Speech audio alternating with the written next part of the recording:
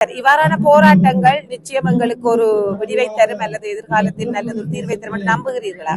எங்கள் நாட்டுக்காக மடிந்த மாவீரர்களின் இலட்சியத்துக்காக ஒரு விடிவை தரும் என்று நிச்சயம் நம்புகிறீர்கள். நிச்சயம் இன்னும் எத்தனை ஆண்டு நடைபெற்றாலும் பெறுவீர்கள். எத்தனை ஆண்டு நடைபெற்றாலும் எங்கள் மாவீரர்களின் இலட்சியத்துக்காக நான் எங்கள் தமிழீழ தாயகம் கிடைக்கணும் என்பதற்காகவும் மாவீரர்களின் இலட்சியத்துக்காகவும் நான் தொடர்ந்து போராட்டத்தை கவனிப்பை நாங்கள் செய்கின்றோமே, இந்த உலகம் கண்மூடி அப்படி ஒரு நாளைக்கு நீதி கிடைக்கும். நிச்சயம் கிடைக்கும் நம்பிக்கை இருக்குது. பல ஆண்டுகளாக நாங்கள் தொடர்ந்து செய்து கொண்டிருக்கிறோம். செய்வீர்கள் இன்னும் இந்த கவன ஈர்ப்புகள் எப்போதாவது நிச்சயமான ஒரு தீர்வை தரும் என்று நம்புகிறீர்களா? நிச்சயமாக எங்களுக்கு அந்த நம்பிக்கை இருக்கின்றது. காரணம், எங்களது மாவீரர்களது ஒப்பற்ற தியாகமும் எங்களது தலைவனது சிந்தனைகளும் எங்களை வழிநடத்தி கொண்டிருக்கின்றது. அந்த சிந்தனையில் எங்களுக்கு நம்பிக்கை இருக்கின்றது. எனவே எங்களது போராட்டங்கள் தொடர்ந்து நீட்டிக்கப்பட்டு பன்முகப்படுத்தப்பட்டு நடக்குமாக இருக்கும். அந்த வகையில் எங்களது போராட்டங்கள் என்றோ ஒரு நாள் எங்களது விடுதலை எட்டி தரும் என்ற நம்பிக்கை எங்களுக்கு அசைக்க முடியாத அளவுக்கு உண்டு.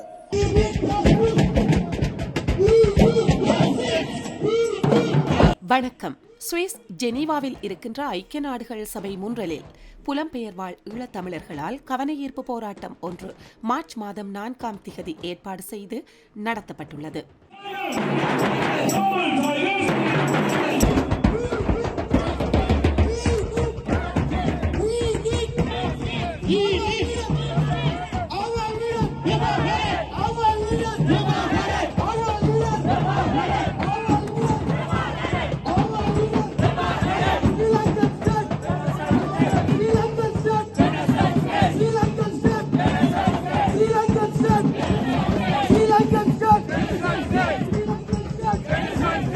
மார்ச் மாதம் 13 முதல் பிரித்தானியாவில் இருந்து உந்துருளி கவன ஈர்ப்பு போராட்டமாக முன்னெடுக்கப்பட்ட போராட்டம் பல ஐரோப்பிய நாடுகள் கடந்து இறுதியாக ஜெனீவாவை வந்தடைந்த பிறகு 4 இந்த கவன ஈர்ப்பு போராட்டம் பல்வேறு நாடுகளிலும் இருந்து அந்த ஜெனீவா ஐக்கிய நாடுகள் சபை முன்றலுக்கு வந்து கூடிய ஈழத்தமிழ் மக்களால் மேற்கொள்ளப்பட்டது.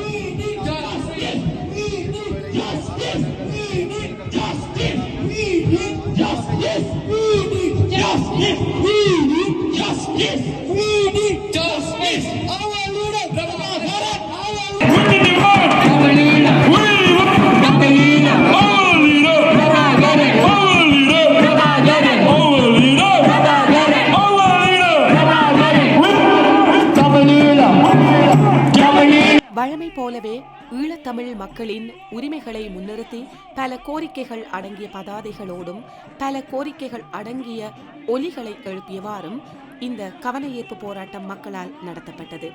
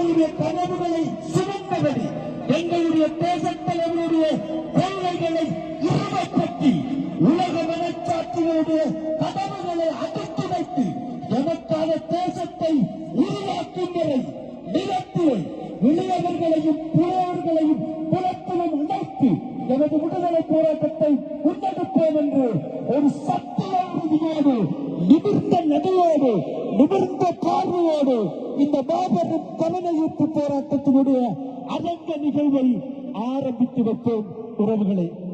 அந்த வகையிலே முதலில் பொதுச்சுடர் ஏற்றப்படுகிறது. பொதுச்சுடரினை மனிதநேய செயற்பாட்டாளர்களில் ஒருவரான செல்லத்துறை கனகலிங்கம் அவர்கள் ஏற்றி வைப்பார்.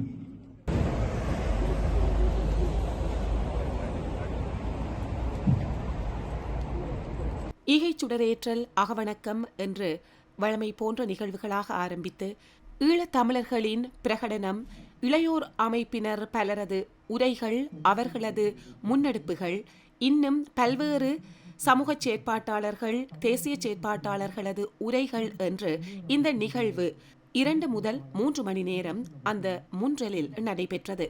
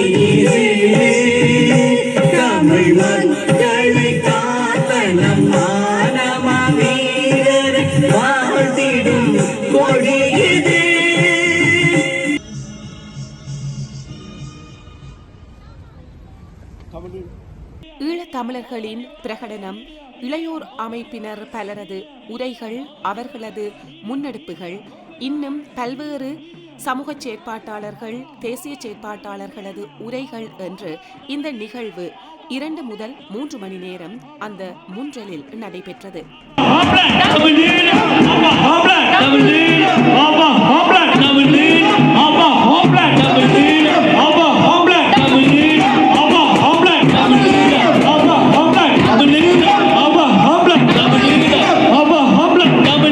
பிரான்ஸ் பாரிஸில் இருந்தும் இதுபோன்று வெவ்வேறு ஐரோப்பிய நாடுகளிலிருந்தும் பேருந்துகளில் மக்கள் சென்று ஐநா முன்றலில் ஒன்றாக கூடி தமது கோஷங்களை எழுப்பியவாறு இந்த கவன ஈர்ப்பை மேற்கொண்டனர். தொடர்ச்சியாக புலம்பெயர் வாழ் ஈழத்தமிழர்கள் தமக்கு இழைக்கப்பட்ட அநீதிகளுக்காக நீதி கோரியும் ஓர் நிரந்தரமான தீர்வு வேண்டியும் இந்த போராட்டங்களை தொடர்ச்சியாக செய்து வருகின்றமை குறிப்பிடத்தக்கது. 2009 எங்கள் தேசத்தில் அழிக்கப்பட்டுக் கொண்டிருக்கின்ற எங்கள் இன அழிப்பை தடுத்து நிறுத்துமாறு தன் நெஞ்சிலே நெருப்பேந்தி ஈகை பேரொழியான முருகதாசன் திடலில் அவருடைய ஆத்மா கலந்திருக்கிறது. இதே திடலில் செப்டம்பர் 5 அனைத்து தமிழ் மக்களும் தேச விடுதலையை பெற்றுக் கொள்ள ஒன்று திரள வேண்டும் என்று அழைப்புகள் விடுத்து இதே திடலிலே ஆதிதியாகி சிந்துக்குமர் உட்பட 25 ஈகை பேரொழிகளுக்கான ஈகைச்சூழல் ஏற்றப்பட்டுக் கொண்டிருக்கிறது. உறவுகளே, ஆலயங்களிலே அருளுவதற்காக எழுந்தருளியிருக்கின்ற தெய்வங்கள் என்றால் எங்களுக்காக எம் தேசம் முடிய வேண்டும் என்பதற்காக எதிர்த்தருளிய தெய்வங்கள் இந்த ஈகை பேரொழிகள். அந்த ஈகை பேரொழிகளுடைய ஈகை பேரொழி அப்துல் ரவுப், முத்துக்குமார், ஸ்டீபன் ஜெகதீசன், இரண் ராஜா, ரவிச்சந்திரன், அமரேஸ்வர், முருகதாஸ், சோதி, சிவபிரகாஷ், கோகுலவர்த்தி, சீனிவாசன், சதாசிவம், ஸ்ரீதர், ஆனந்த், ராஜசேகர், பாலசுந்தரம், மாரிமுத்து, சிவானந்தன், சுப்பிரமணியன், கிருஷ்ணமூர்த்தி, தளலேகி செம்பொடி, விஜயராஜ், விக்ரம், மணி, செந்தில்குமரன் என்கின்ற எங்கள் தேச விடுதலை, எங்கள் தேசம் விடிய வேண்டும் என்பதற்காக தங்களை நெருப்பிலே குதித்து நெருப்பிலே களமாடி நெருப்பேந்தி எங்கள் இருப்பை காக்க உயிர்ந்த இந்த ஈகியர்கள் ஈகை பேரொழிகளுக்கான ஈகைச் சுடர் இப்பொழுது ஏற்றப்பட்டுக் கொண்டிருக்கிறது. உறவுகளே, எங்கள் தேசத்தினுடைய உணர்வுகளே,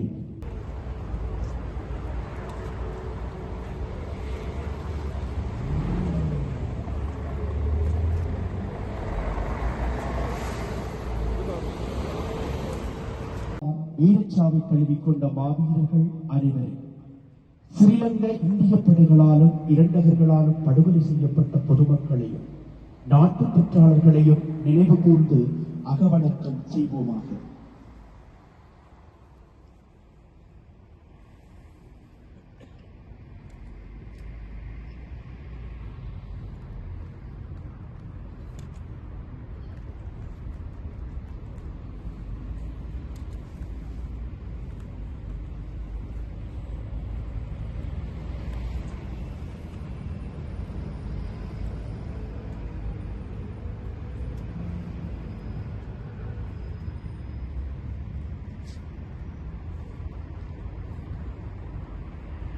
நிறைவு செய்வோமாக.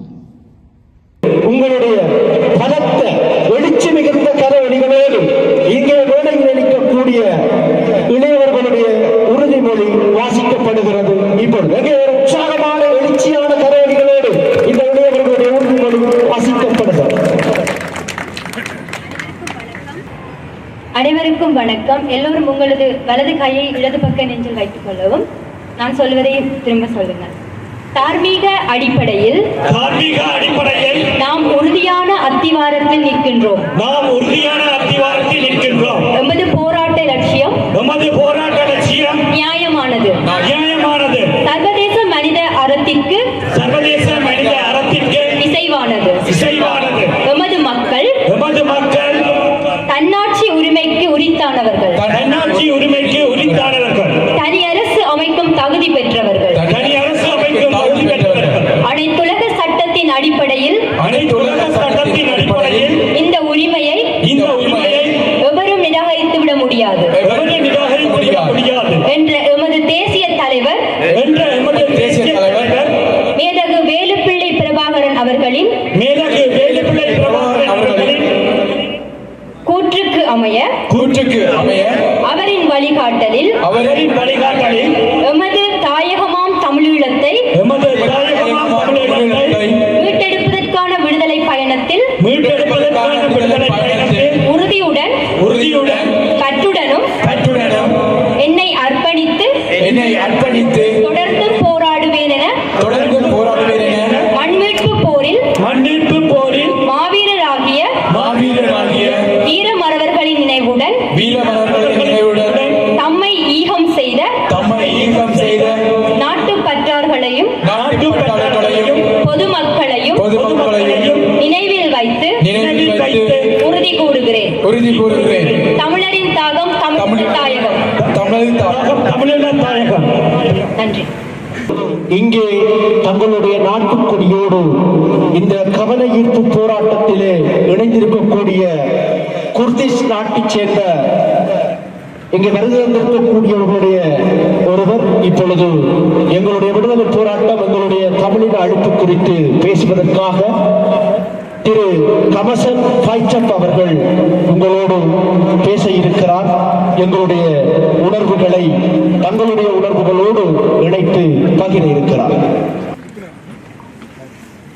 Au nom du peuple kurde à Genève, en Suisse, en Europe, au Kurdistan, et au nom de la lutte de libération du peuple kurde, nous exprimons notre fraternité, notre solidarité avec le peuple elam tamil. Nous tenons particulièrement à exprimer notre respect envers tous les martyrs, combattants, femmes et enfants qui ont perdu la vie durant leur lutte, durant leur résistance. Toutes les personnes qui ont été victimes du massacre, du génocide perpétré par le gouvernement du Sri Lankais. notre solidarité, notre fraternité est d'autant plus forte que sur beaucoup de points, les peuples Elam Tamil sont sujets à la même répression, torture, massacre et génocide dont nous-mêmes nous sommes victimes. Nos douleurs, nos souffrances sont de même nature. Nos réclamations sont et vont dans le sens du respect des droits humains fondamentaux, de notre dignité, de votre dignité, de notre droit d'exister et d'avoir une identité qui nous appartienne, de même qu'il en est pour vous.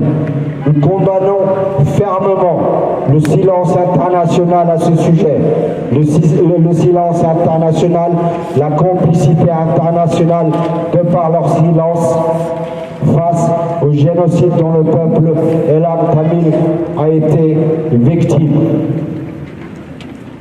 Nous demandons un comité d'investigation indépendant, international. Nous demandons un référendum pour le peuple Elam Tamil afin qu'il puisse lui décider de comment il va vivre, quelles seront ses structures sociales, politiques, économiques, etc. pour que leurs droits humains, fondamentaux, culturels, sociaux, économiques soient respectés. Nous demandons la reconnaissance et la condamnation du génocide par le Sri Lankais du peuple Elam Tamil. Merci beaucoup. Au nom du mouvement de libération du peuple kurde, le PKK. Merci.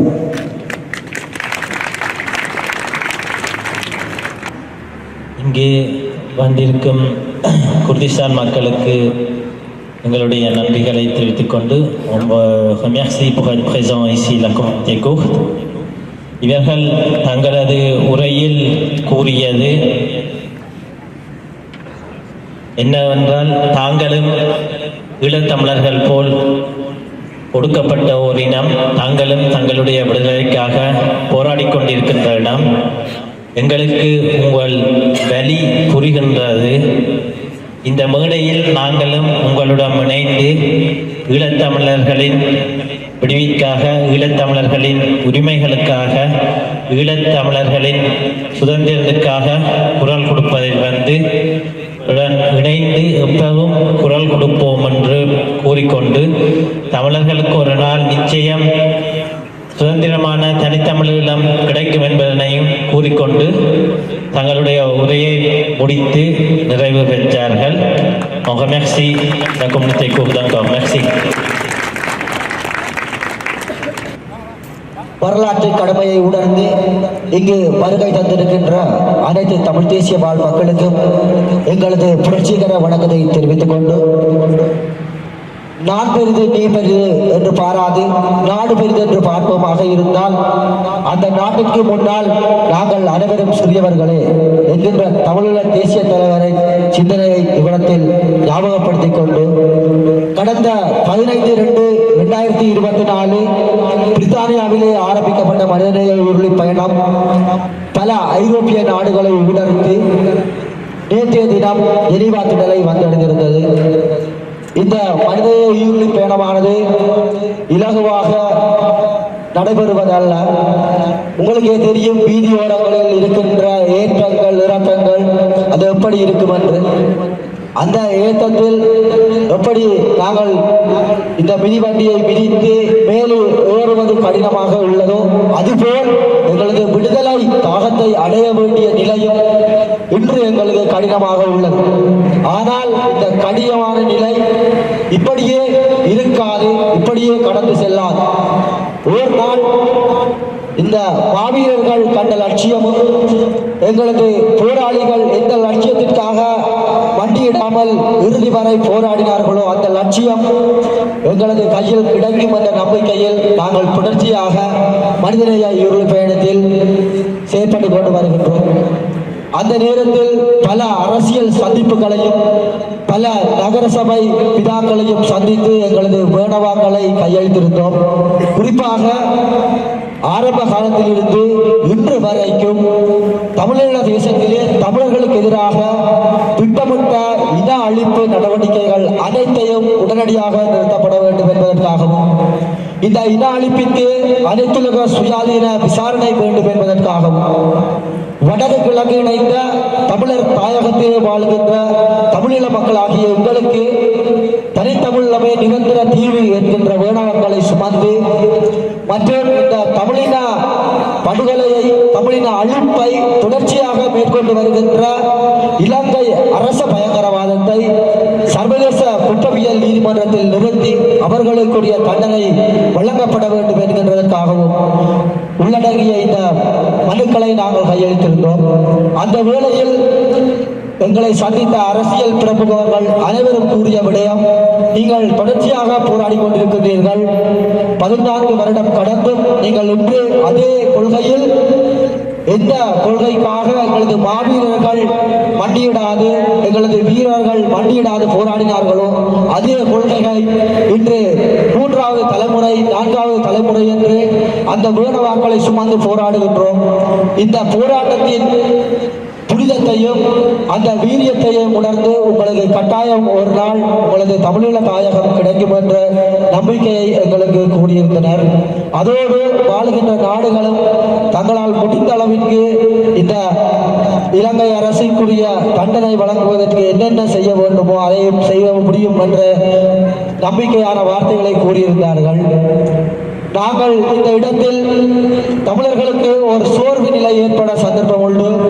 ஆயுத போராட்டம் தமிழக தேசிய தலைவர்களால் வீழ்ச்சியாக தொடர்ந்து போராடப்பட்ட ஒரு போராட்டத்திலே கிடைக்காத ஒரு தமிழீழம் விடுதலை என்பது இந்த அறவழி போராட்டங்களில் கிடைத்துவிடுமா என்று சிலர் சோர்வது உண்டு.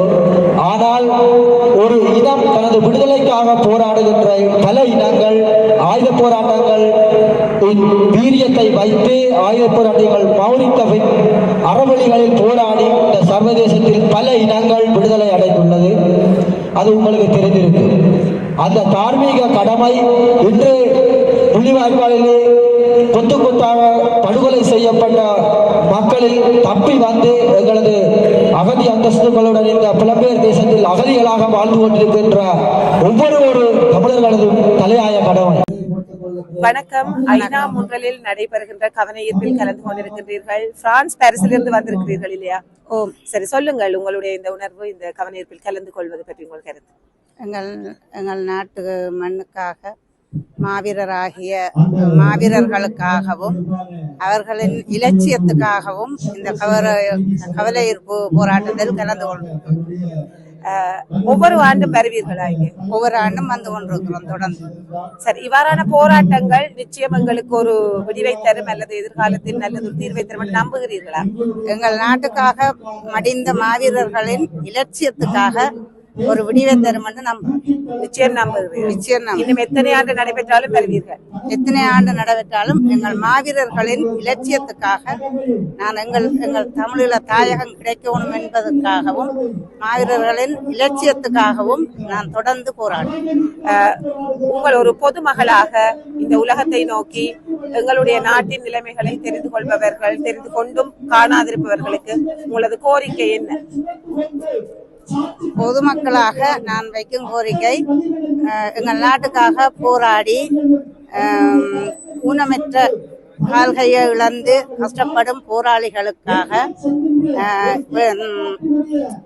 நாடு கடந்த தமிழ் மக்கள் உதவி செய்ய வேண்டும் என்று கேட்டுக்கொள்கிறேன். முதலில் அவர்களது தேவை அது கட்டாயம் நிவர்த்தி செய்யப்பட வேண்டியது என்று நீங்கள் நினைக்கிறீர்கள்? கட்டாயம் அது நிவர்த்தி செய்ய வேண்டும் என்று கேட்கிறேன். நன்றி, நன்றி. உங்களது கனவுகள் மெய்ப்படட்டும். வணக்கம். ஐநா முன்றலில் நடைபெறும் இந்த கவனஈர்ப்பில் கலந்து கொள்கிறீர்கள். தொடர்ச்சியாக நீங்கள் இங்கே வருவீர்களா? நான் 2009 இருந்து தொடர்ந்து வந்து கொண்டிருக்கிறேன். எப்படி உங்கள் உணர்வு இருக்கிறது? ஒரு விதமான சலிப்புத்தன்மை ஏற்படவில்லையா? இன்னும் எதுவும் இல்லையா? எங்களுக்கு அப்படி எல்லாம் ஏற்படவில்லை. சில நேரம் பெறாம இருக்கிறது காரணம் வேலைகள் அது சம்பந்தப்பட்டதால, மற்றபடி எங்களுக்கு வெறுப்பில்லை. இல்ல, இந்த போராட்டத்தை கவனஈர்ப்பை நாங்கள் செய்கின்றோமே, இந்த உலகம் கண்மூடி அப்படி ஒரு நாளைக்கு நீதி கிடைக்கும். நிச்சயம் கிடைக்கும் நம்பிக்கை இருக்குது. பல ஆண்டுகளாக நாங்கள் வந்து தொடர்ந்து செய்து கொண்டிருக்கிறோம். செய்வீர்கள் இன்னும் சாகும் வரை கிடைக்கிறோ இல்லையோ சாகும் வரை. சரி, உலக நாடுகளில் எங்கள் பிரதிநிதிகளாக செயற்பட்டு கொண்டிருப்பவர்கள் மக்கள் மற்றும் எங்கள் நாட்டு பிரச்சனையை கண்கொண்டு பார்த்தும் பேசாதிருப்பவர்கள், இவர்களை நோக்கி ஒரு பொதுமகளாக உங்கள் கோரிக்கை என்ன? பேசாம இருப்பவை என்று சொல்ல முடியாது. எல்லாருக்கும் உணர்வு இருக்கு, எல்லாருக்கும் விருப்பம் இருக்கு. சில பேர் சந்தர்ப்பங்கள், சூழ்நிலைகள், நாடுகள்ல வேலைகள் அப்படியான இதால மற்றும்படி அவைகள் எல்லாம் வெறுத்து இது ஒதுங்கி எல்லாம் இல்லை. போராட்டத்துக்கு ஒதுங்கி இருப்பவர்களை சொல்லவில்லை. எங்களுடைய வேண்டுகோள்கள், எங்களுடைய விருப்புகள் தொடர்பாக, எங்களுடைய தேவைகள் தொடர்பாக உலகை நோக்கி நீங்கள் விடுக்கிற கோரிக்கை என்ன? எங்களுக்கு நீதி கிடைக்கும், இதுதான் எங்களுக்கு வேணும். நியாயம், நீதி. எவ்வளவு பேரை நாங்கள் இழந்திருக்கிறோம், எல்லாம் இழந்திருக்கிறோம், உறவுகளை இழந்திருக்கிறோம், அனாதையா நாடா இருக்கிறோம். அப்ப எங்களுக்கு ஒரு நீதி வேணும். நம்புகிறீர்களா உலக நாடுகள் இதை கையில் எடுத்து? ஒரு நாளைக்கு ஏற்றுக்கொள்ளத்தான் வேணும். இன்றைக்குலயோ நாளைக்கோ ஒரு நாளைக்கு ஏற்றுக்கொள்ளத்தான் வேணும். இதுல மாற்ற கருத்து இருக்காது. சரி, அது வரைக்கும் போராடுவோம். நாங்கள் இல்லாட்டும் எங்கட சந்ததிகள் போராடும். நாங்கள் முடிஞ்ச காலத்துல இது முடியாத போராட்டம் தான் நாங்கள் கருது. நம்பிக்கையோடு இருக்கிறீர்கள்? நம்பிக்கையோ, உங்கள் நம்பிக்கை வெல்லட்டும். நன்றி, தொடர்ந்து பயணிங்க. வணக்கம் நாயகர். அங்கே போராட்ட சூழலில் இருந்து இந்த புலம்பெயர் நாட்டுக்கு வந்த காலத்தில் இருந்து மீண்டும் தொடர்ச்சியாக மக்கள் போராட்டங்களில் ஈடுபட்டுக் கொண்டு வருகிறீர்கள். எத்தனையாவது ஆண்டாக இங்கே வருகிறீர்கள் தொடர்ச்சியாக? நாங்கள் அந்த ஊடகத்திலே பதிவு செய்து வருகிறோம். எனவே அன்புக்குரியவர்களே, தேர்ச்சி பிரெஞ்சு மொழியிலே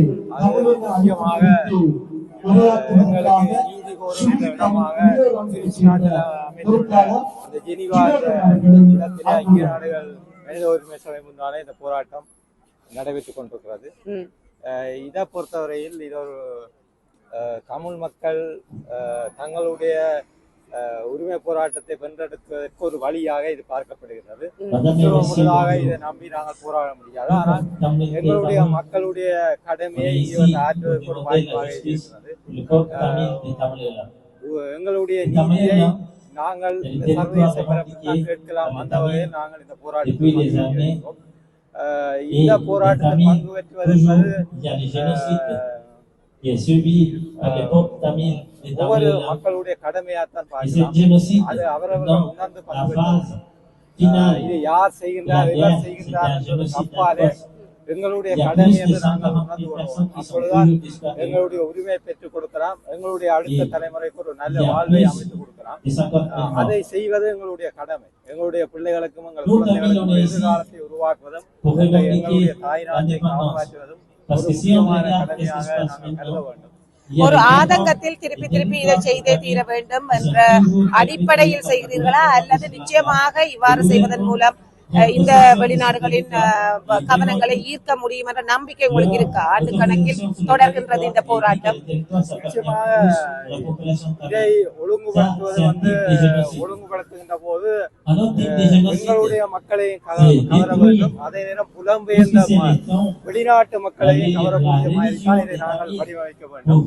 காலந்தோறும் மாற்றங்களையும் புதுமைகளையும் நிகழ்த்தினால்தான் எங்களுடைய மக்கள் அதை உள்வாங்குவார்கள். புலம்பெயர்ந்த மக்களும் இதை உள்வாங்கக்கூடிய மாதிரி இருக்கும். அப்படியான மாற்றங்களை நாங்கள் கொண்டு வருவதற்காக இந்த போராட்டத்தை இன்னும் ஒரு புது வடிவத்தில் ஒரே முறையில் இதை செய்வதனால் வெளிநாட்டு மக்கள் இதை பார்ப்பதை குறைத்து விட்டார்கள்.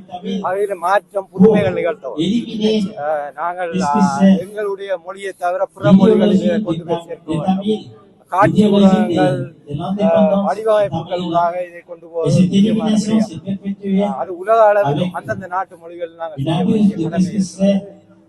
இதை பொறுத்தவரை எங்களுடைய மக்கள் தங்களுடைய தேசாபிமான உணர்வையும் தங்களுடைய விடுதலை உணர்வையும் தட்டி எழுப்புவதற்கான ஒரு மையமாக தான் இதை பார்க்கிறோம்.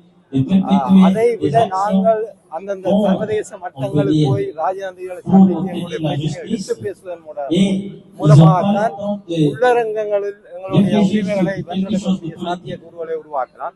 இது உண்மையாக சொல்ல போனால் இது தாயகத்தில் இந்தியா நிகழ்வு எங்களுடைய மக்கள் தேசாபிமான உணர்வை கட்டி எழுப்பி அவருடைய உரிமை குரலை தொடர்ந்து எழுப்புவதற்கு உலக அரங்கை கவனத்தில் எங்களுடைய மக்களை வைத்து பயன்படுத்துவதுதான் உண்மையான முறை. மக்களிடம் இது ஒரு கோரிக்கையாகவே நீங்கள் முன்வைக்கின்றீர்கள். நிச்சயமாக வடிவங்கள் வேறுபட வேண்டும், போராட்டம் ஒன்றாயினும் வடிவங்கள் வேறுபட வேண்டும். சரி, உங்கள் நம்பிக்கை வெல்லட்டும். நன்றி, தொடர்ந்து பயணிங்க. வணக்கம். ஐநா முன்றலில் நடைபெறுகின்ற இந்த கவன ஈர்ப்பில் ஈடுபட்டுக் கொண்டிருக்கின்றீர்கள். முக்கியமாக இந்த மிதியுந்து பிரயாணம், உந்துருளி கவன ஈர்ப்பு பிரயாணத்தில் மிக முக்கிய பங்காற்றியவர், தொடர்ச்சியாக பயணித்துக் கொண்டிருப்பவர். கொஞ்சம் சொல்லுங்கள் இந்த போராட்டத்தை பற்றியும் இதன் மூலம் உங்களுடைய எதிர்பார்ப்புகள் பற்றி. அதாவது உங்களுக்கு வடிவாக தெரியும், 2009 எங்களோட ஆயுதப்பூர் மௌனிச்ச உடனே எல்லாருமே உளவியல் ரீதியாக பாதிக்கப்பட்டு எங்கள் முப்படைகள் எல்லாம் மௌனிக்கப்பட்டு எமது தலைமைக்கு என்ன நடந்தது என்று தெரியாத ஒரு வேளையில நாங்கள் ஒரு நம்பிக்கையோட, அதாவது எங்களுக்கு அதாவது எங்களோட போராட்டம் காட்டிய வரலாற்று அடிப்படையில் 30 வருஷ ஆயுத போராட்ட வரலாற்று செயல்பாட்டாளர்கள் தெரியும், ஆயுதப்பூர் சர்வதேசங்கள கதவை அந்த அங்கீகாரத்துக்காக நாங்கள் வேலை செய்ய வேண்டியிருந்ததால 2010 நடபயணம் என்று ஆரம்பிச்சு வருஷத்துல 2 தடவைகள் ஆரம்பத்துல நாங்கள் நடபயணங்களை தான் நடத்தினாங்க. நடபயணங்கள் எங்களுக்கு நாட்களை கூட நடக்கிறவைக்கு கொஞ்சம் வழிகளை கூட கொடுத்ததாலதான் நாங்கள் பயணமாக மாற்றி இது இப்ப அதாவது 15வது வருஷம் 28வது தடவையாக இந்த அறவழி இருளி பயணம் பிரித்தானியாவில் ஆரம்பிச்சு Netherlands, Belgium, Luxembourg, Germany, France, Swiss என 7 ஐரோப்பிய நாடுகளை உள்ளடக்கி நாங்கள் வருகின்றோம். வருடாந்திரம் இந்த அறவழி போராட்டம் நடைபெறும் போது பிரித்தானியா பிரதமர் அதாவது இந்த எங்களை 5 கோரிக்கை அடங்கிய மனு கொடுக்கப்பட்டு அதனைத் தொடர்ந்து நாங்கள் முக்கியமான மையங்களை இலக்கு வைத்துதான் இந்த பயணங்களை நடத்தி கொண்டிருக்கிறோம். அதனைத் தொடர்ந்து குற்றவியல் நீதிமன்றம் என்றால் எங்களுக்கு உங்களுக்கு வடிவாக தெரியும், சிங்கள பேர்ந்த நடத்தப்பட்ட இனப்படுகொலையை சிங்கள பேர்ந்தவாத அரசை குற்றவியல் நீதிமன்றத்தில் விசாரணை செய்வதற்கான இடம் நெதர்லாந்தில் அமைந்துள்ளது. அந்த குற்றவியல் நீதிமன்றத்தின் முன்னாலும் நாங்கள் கவனிப்பை செய்து நீதிமன்றத்தில் நமது முறைப்பாட்டை அவர்களிடம் கொடுத்து அதனைத் தொடர்ந்து நெதர்லாந்து வெளிநாட்டு ஆரம்பித்து பெல்ஜியத்தில் அமைந்துள்ள ஐரோப்பிய ஒன்றிய ஆணையாளர் அலுவலகம், ஐரோப்பிய பாராளுமன்றம், அதே மாதிரி ஐரோப்பிய ஒன்றியத்தில் அங்கத்துவம் 27 நாடுகளில் பல நாடுகள், அதே போன்று அதன் தொடர்ச்சியாக பெல்ஜியத்திலும் பல மாநகர சபைகள், அதனைத் தொடர்ந்து லக்சம்பர்கை தொடர்ந்து ஜெர்மனியிலும் பல மாநகர சபைகள், பிரான்சிலும் பல மாநகர சபைகள், அதே மாதிரி சுவிஸிலும் பல மாநகர சபைகளுடன் நாடாளுமன்ற உறுப்பினர்களை கோரிக்கைகள் எல்லாமே ஒரே கோரிக்கைகள் தான். அதாவது சிங்கள பேரினவாத அரசால் திட்டமிட்டு நடத்தப்பட்ட இனப்படுகொலைக்கு அனைத்துலக சுயாதீன விசாரணை நடத்தப்பட்டு நமக்கான நீதி கிடைக்க வேண்டும். அதே போன்று நாங்கள் அதாவது வரலாற்று ரீதியாக பிரித்தானிய ஆதிக்கத்துக்கு முன்பு நாங்கள் எப்படி வடக்கு கிழக்கு இணைந்த தமிழகத்தில் நாங்கள் தனி நாடாக, தனி இனமாக, தனி தேசியமாக வாழ்ந்தோமோ அதே போன்று நாங்கள் வாழ்வதற்கான வழியை இந்த சர்வதேசம் எங்களுக்கு பெற்றுத்தர வேண்டும் என்ற கோரிக்கைகளை நாங்கள் தொடர்ச்சியாக வைத்துக் கொண்டிருக்கிறோம். இந்த அறவழி போராட்டங்கள் தான் இடைவெளிக்கும் இந்த எங்கள் தமிழ் மக்களின் பிரச்சனையை ஒரு பேசும் பொருளாக இந்த ஐக்கிய நாடுகள் அவையில் நிறைவேற்றுள்ளது. உங்களுக்கு வடிவாக தெரியும், 2011ஆம் ஆண்டு ஐக்கிய நாடுகள் பொதுச் செயலாளர் பான் கி மூனால் ஒரு நிபுணர் சபை உருவாக்கப்பட்டு அந்த நிபுணர் சபை 2011 தனது விசாரணையை நடத்தி அந்த நிபுணர் குழுவே தனது அறிக்கையை கண்டு அந்த அறிக்கையில் கூறியிருந்தது இலங்கையில் நடந்தது போர் குற்றம், மனிதநேயத்துக்கு எதிரான குற்றம், மோசமான படுகொலைகள், அவர்கள் இனப்படுகொலை என்ற வசனத்தை பாவிக்காட்டிலும் மோசமான படுகொலைகள். ஆகவே ஒரு அனைத்துலக விசாரணை வேண்டும் என்பதை வலியுறுத்தினார். அதனைத் தொடர்ந்து பல பரிந்துரைகள் மனித உரிமைகள் ஆணைய ஆலோசனை சபையால் கொண்டு வரப்பட்டு இலங்கை அரசாங்கம் இந்த பரிந்துரைகளை நிறைவேற்றவில்லை. 2021ஆம் ஆண்டு ஆணையாளராக இருந்த மதிப்புக்குரிய மிஷல் பஷேல் அவர்கள் வடிவாக தனது வாய்மொழி அறிக்கையில் கூறியிருந்தார், இலங்கை அரசாங்கத்தை குற்றவியல் நீதிமன்றத்தில் கொண்டு விசாரிப்பதற்கு அங்கத்துவ நாடுகள் ஆதரவு வழங்க வேண்டும். அதனைத் தொடர்ந்துதான் இலங்கை அரசாங்கம் ஒரு கலப்பு விசாரணை நடத்துவதாக கூறி ஒரு பரிந்துரைக்கு அவர்கள் இலங்கை அரசாங்கமும் ஓம் என்று வென்றார்கள். 30 பரிந்துரை. இந்த பரிந்துரைகள் மூலம் இலங்கை அரசாங்கம் தனது ராயபுரத்தின் மூலம் காலத்தை இழுத்தடித்தால் சர்வதேச விதை மறந்து கால இழுத்தடிப்பை பல வழிகளில் செய்கின்றார்கள். அங்கு அரசியல் நெருக்கடிகள், அரசியல் தலைவர் மாற்றம், பொருளாதார நெருக்கடி என்ற காரணங்களை காட்டி காலத்தில் தருகிறது. ஆனால் நாங்கள் 57வது கூட்டத்தொடர் வரைக்கும் இளைஞர் சங்கத்துக்கான கால எல்லையில் வார செப்டம்பர் வரைக்கும் அந்த செப்டம்பரில் ஐக்கிய நாடுகள் அவை இளைஞர் சங்கத்தை குற்றவியல் நீதிமன்றத்தில் கொண்டு செல்வதற்கான வழிகளை தேட வேண்டும். அதுக்கான உதாரணங்களை சொல்லியிருந்தோம். மியான்மர், பலஸ்தீன் இது போன்ற இனப்படுகொலைகளை இன்று வேறு நாடுகளின் ஆதரவுடன் குற்றவியல் நீதிமன்றத்தில் விசாரணை நடத்தி கொண்டிருக்கிறீர்கள். அதே போன்று எமது இனப்படுகொலையையும் ஏதாவது ஒரு நாட்டின் ஆதரவுடன் அதை நடத்துவதற்கான வழிகளை நீங்கள் செய்ய வேண்டும் என வேண்டியுள்ளோம். நம்பிக்கையுடன் போராடுவோம். நிச்சயம் எங்களுக்கான நீதியும் விடுதலையும் கிடைக்கும் என்ற நம்பிக்கை எங்களுக்கு உண்டு. நிச்சயமாக எத்தனையோ ஆண்டு காலம் போராடி விட்டீர்கள், இன்னும் தொடர்ந்து போராட தயாராக இருக்கின்றீர்கள். உங்கள் நம்பிக்கைகள், எங்கள் நம்பிக்கைகள், எங்கள் மக்களது கனவுகள் நிறைவேறட்டும் என வாழ்த்திக்கொண்டு விடைபெறுகின்றேன். நன்றி. வணக்கம் தம்பி. தொடர்ச்சியாக இந்த கவன ஈர்ப்பில் பங்கு பெற்றவராக, இந்த உந்துருளி பயணத்தில் கூட பங்கு பெற்றவராக உங்களை நான் காண்கின்றேன். இந்த கவன ஈர்ப்பை செய்வதில் நோக்கம், உங்களுடைய இது பற்றிய கருத்து கொஞ்சம் சொல்லுங்க. இந்த காணொலியில் பார்த்து கொண்டிருக்கும் அனைத்து தமிழ் தேசிய வாழ் மக்களுக்கு தங்களது புரட்சிகர வணக்கத்தை கூறிக்கொண்டு, இந்த மனிதநேய விடுதலை பயணத்தில் நாங்கள் பல்வேறு அரசியல் சந்திப்புகளை மேற்கொண்டிருந்தோம். அந்த வகையில் எங்களது வேணுமாக்களாக தமிழின் அழிப்பிற்கு அனைத்துலக சுயாதீன விசாரணை வேண்டும் என்பதற்காகவும், தமிழர்களுக்கு நிரந்தர தீவிர வடக்கு கிழக்கு இணைந்த தமிழர் தாயகம் என்கின்ற வேணுமாக்களை சுமந்து நாங்கள் தொடர்ச்சியாக போராடி வருகின்றோம். அந்த வகையில் எங்களது போராட்டங்கள் தொடர்ச்சியாக நடைபெற்றுக் கொண்டிருக்கின்றன. இந்த கவன ஈர்ப்புகள் எப்போதாவது நிச்சயமான ஒரு தீர்வை தரும் என்று நம்புகிறீர்களா? நிச்சயமாக எங்களுக்கு அந்த நம்பிக்கை இருக்கின்றது. காரணம், எங்களது மாவீரர்களது ஒப்பற்ற தியாகமும் எங்களது தலைவனது சிந்தனைகளும் எங்களை வழிநடத்தி கொண்டிருக்கின்றது. அந்த சிந்தனையில் எங்களுக்கு நம்பிக்கை இருக்கின்றது. எனவே எங்களது போராட்டங்கள் தொடர்ந்து நீட்டிக்கப்பட்டு பன்முகப்படுத்தப்பட்டு நடக்குமாக இருக்கும். அந்த வகையில் எங்களது போராட்டங்கள் என்றோ ஒரு நாள் எங்களது விடுதலை எட்டி தரும் என்ற நம்பிக்கை எங்களுக்கு அசைக்க முடியாத அளவுக்கு உண்டு. உங்களை போன்ற இளையோர்களின் பங்களிப்பு பெரும் அளவில் இல்லை என்று தோன்றுகிறது. உங்களது கருத்து என்ன? நிச்சயமாக தமிழக தேசிய தலைவர் எங்களது விடுதலை போராட்டத்தை தொடங்கும் போது கூட 3-4 பேர்கள் தான் ஆரம்பத்தில் தொடங்கியிருந்தார்கள். ஆனால் எங்களது போராட்டம் பன்முகப்படுத்தப்பட்டு மக்கள் போராட்டமாக மாறியது. அதே நிலைமை இந்த காலகட்டத்திலும் வரும் என்ற நம்பிக்கை எங்களுக்கு உண்டு. எனவே நாங்கள் போராடுகின்ற நாங்கள் லட்சியத்தின் பாதையில் லட்சியத்திற்கு முக்கியத்துவம் கொடுத்து போராடுவதாக இருந்தால் எங்களது போராட்டத்தில் ஏனைய இளைஞர்கள் முனைந்து எங்களது விடியலை கொடுப்பார்கள் என்ற நம்பிக்கை. மக்களை நோக்கி உங்கள் கோரிக்கை என்னவாக இருக்கிறது இந்த நேரத்தில்? தமிழீழ மக்கள் பல விதங்களில் சோர்ந்துள்ளார்கள். அதற்கு காரணம் எங்களது இலங்கை அரசாங்கமும் பல்வேறுபட்ட சர்வதேச வல்லாதிக்க நாடுகளும் பல்வேறுபட்ட கருத்துக்களையும் பல்வேறுபட்ட வேலை திட்டங்களையும் கட்டமைக்கப்பட்டு செய்து கொண்டிருக்கின்றனர்.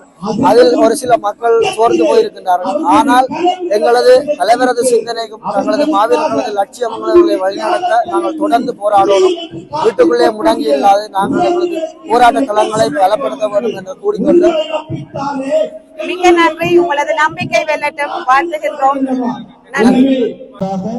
பிரெஞ்சு மொழியிலே தமிழின அழிப்பு குறித்து உரையாற்றுவதற்காக சுவிஸ் தமிழ் இளையோர் அமைப்பைச் சேர்ந்த பொறுப்பாளர் ஜினோதரன் அவர்களை அன்போடு அழைக்கிறோம். Madame et messieurs, bonjour.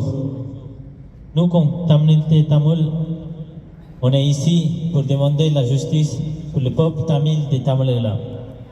Les Tamil Elam, c'est le territoire revendiqué par les Tamils depuis les années.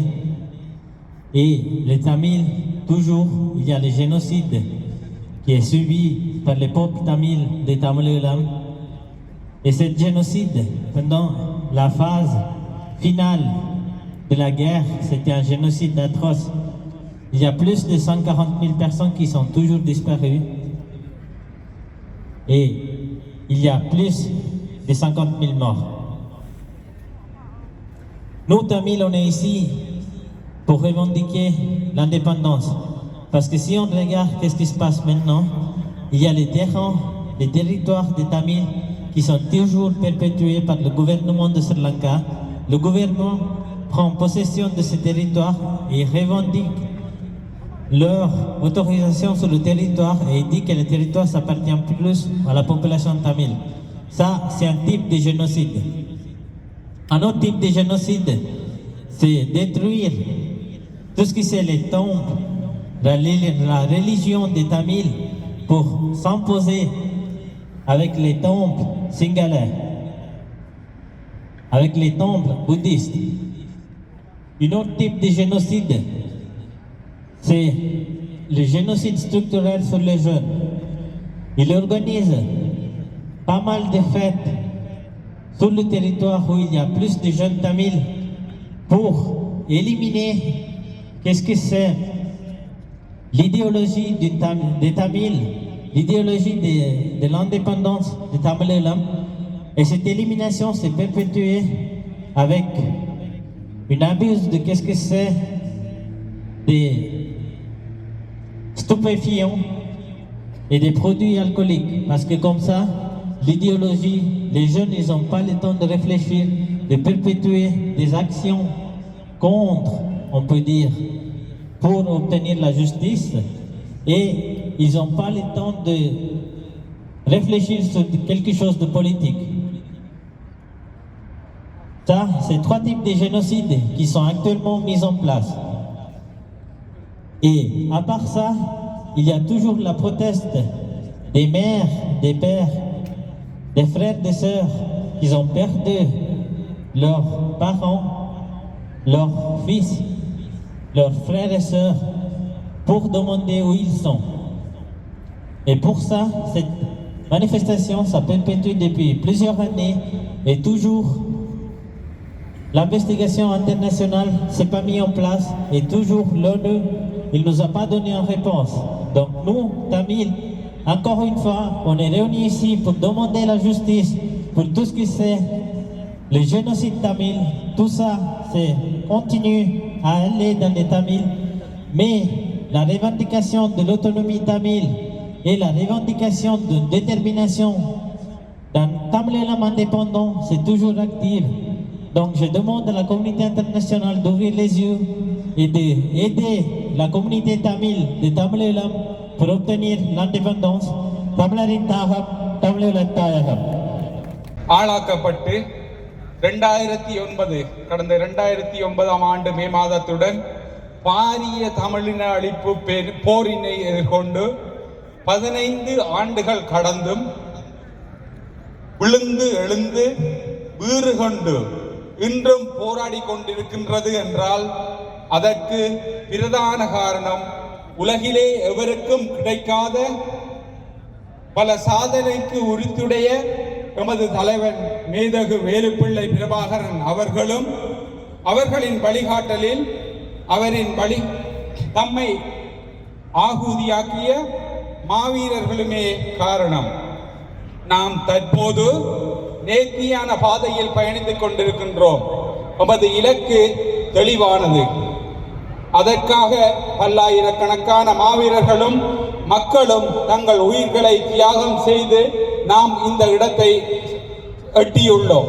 நமது முன்னேற்றத்தை பொறுத்து கொள்ளாத சிங்கள அரசும் சில அந்நிய சக்திகளும் அதனை சிதைக்க கங்கணம் கட்டி வருகின்றது. இவற்றுக்கெல்லாம் விலை போகாது.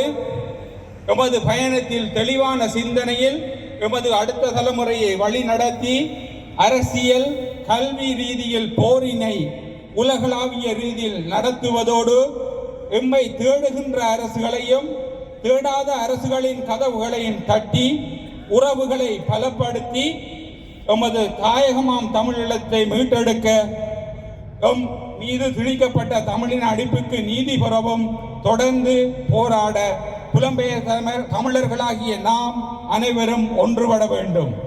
தமிழர்கள் ஒவ்வொருவரும் எங்கள் கொள்கையில் உறுதியானவர்கள் என்பதற்கு சிறந்த எடுத்துக்காட்டாக கடந்த புதன்கிழமை பாரத மண்ணில் இடம்பெற்ற சாந்தன் அண்ணா அவர்களின் படுகொலையும் ஒரு சிறந்த சான்று. எதுவித தவறும் செய்யாது 33 வருடம் சிறைவாசம் அனுபவித்த பின்னரும் கொலை செய்யப்பட்டிருக்கின்றார். ஏனைய 3 சகோதரர்களும் அவர்களின் சிறைவாசம் இன்னும் தொடர்கின்றது. ஆனால் சர்வதேச சமூகம் வேடிக்கை பார்க்கின்றது. இந்த சூழலில் கூட தாயகத்திலும் உறவுகள் எழுச்சியுடன் சாந்தன் அண்ணாவின் படுகொலைக்கு எதிராக திரண்டு வணக்கம் செலுத்தி வருகின்றனர். எனவே இலட்சியத்தின் ஒன்றுபட்ட மக்களை எந்த ஒரு சக்தியாலும் ஒடுக்கிவிட முடியாது என்ற தமிழீழ தேசிய தலைவர் கூற்றுக்கு இணங்க எமது இலக்கினை அடையும் வரை தொடர்ந்து போராடுவோம் என உறுதி எடுத்துக் கொள்வோமாக. தமிழரின் தாகம், தமிழீழ தாயகம் இச்சையோடு வந்து விடைபெறுகின்ற பொழுது நம்புங்கள் தமிழீழம் நாளை பிறக்கும் என்ற நம்பிக்கையை சுமந்து செல்கிறோம். எங்கே உங்களுடைய உணர்வலைகளை தட்டி இப்பொழுது நம்புங்கள் தமிழீழம் நாளை பிறக்கும் என்ற பாடல் காற்றலையில் கலந்து வரும்.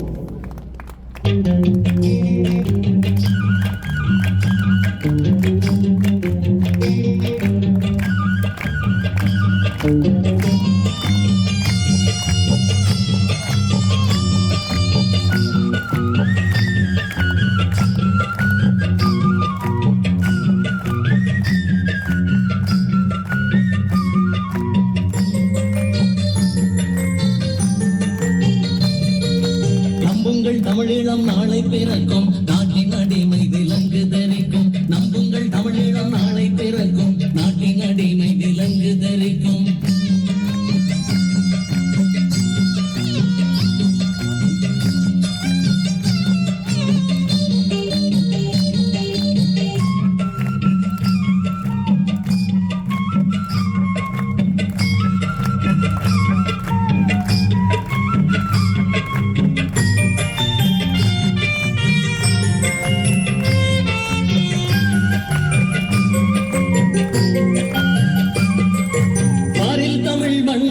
படைக்கும் பகைவனோடும் செய்தி கிடைக்கும். பாரில் தமிழ் மஞ்சீரம் படைக்கும் பகைவனோடும் செய்தி கிடைக்கும். போரில் வெற்றி முரசம் முழங்கும், புலிகள் கழுத்தில் மாலை குலுங்கும். போரில் வெற்றி முரசம் முழங்கும், புலிகள் கழுத்தில் மாலை குலுங்கும். நம்புங்கள் தமிழீழம் நாளை பிறக்கும், நாட்டின் அடிமை விலங்கு தெரிக்கும். நம்புங்கள் தமிழீழம் நாளை பிறக்கும், நாட்டின் அடிமை விலங்கு தெரிக்கும்.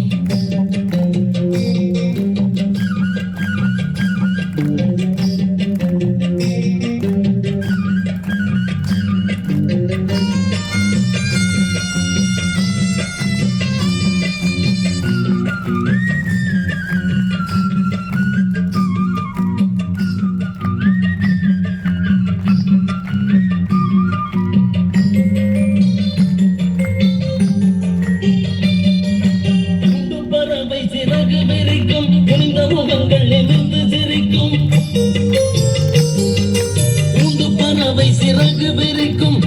முகங்கள் எமிர்ந்து சிரிக்கும். மாண்ட வீரர் கனவு பலிக்கும், மகிழ்ச்சி கடலில் தமிழ்வன் குளிக்கும். மாண்ட வீரர் கனவு பலிக்கும், மகிழ்ச்சி கடலில் தமிழ்வன் குளிக்கும். நம்புங்கள் தமிழீழம் நாளை பிறக்கும், நாட்டின் அடிமை விலங்கு தெரிக்கும். நம்புங்கள் தமிழீழம் நாளை பிறக்கும், நாட்டின் அடிமை விலங்கு தெரிக்கும்.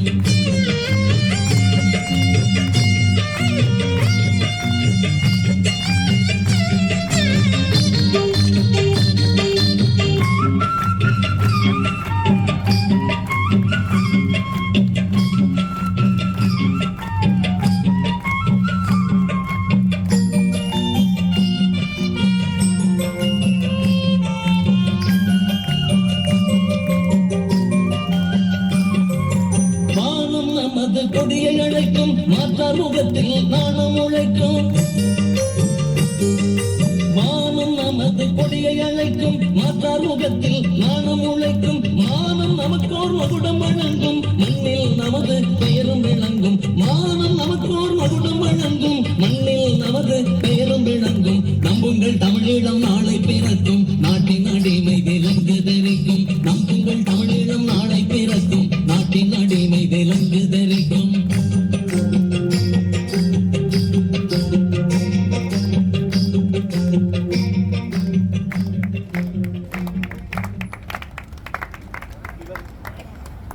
மார்ச் 4 ஜெனீவாவில் அமைந்திருக்கும் ஐக்கிய நாடுகள் சபை முன்பாக புலம்பெயர்வாழ் ஈழத்தமிழ் மக்கள் ஒன்றாக கூடி உரிமை கோஷங்களை எழுப்பியவாறு ஓர் கவனஈர்ப்பு போராட்டத்தை நடத்தியிருந்தனர். அந்த போராட்டத்தின் தொகுப்பாக இந்நிகழ்வு இடம்பெற்றது. மீண்டும் மற்றொரு தொகுப்போடு சந்திக்கின்றேன். என்று அன்புடன் அனு. நன்றி, வணக்கம்.